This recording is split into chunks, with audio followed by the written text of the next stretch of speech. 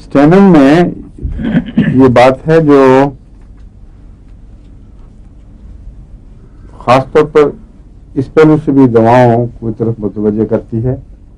अगर सर्दी लगे तो कहाँ असर होता है? अगर सर्दी लगे तो बाज़ दफ़ा नाक पकड़ा जाता है, बाज़ दफ़ा कानों पर उसका फिर असर पड़ता है, नज़ला और कान पर असर, उसके लिए अलग दवा है।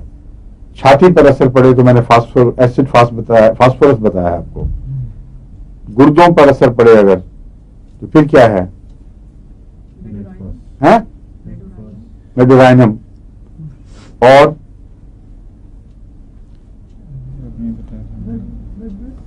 स्टेनम का किस चीज पर असर पड़ता है? इसका न्यूरोलजिया हो जाता है, छाती पर नहीं। छाती में तो अगर बीमारी दूसरी मौजूद हो तो ये उसको नरम कर देती है। स्टेनम का असाब पर हमला होता है, स्टेफिसेग्रिया का भी असाब पर होता है, तो ये मिलती जुलती हैं इस पहलू से।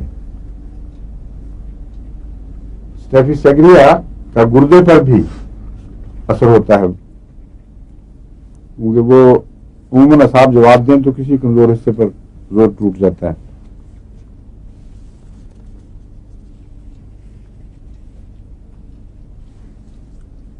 और ये जो स्टेनम में सर दर्द है, मैंने कहा था ना राइट साइड बताया था ना आपको कि नहीं?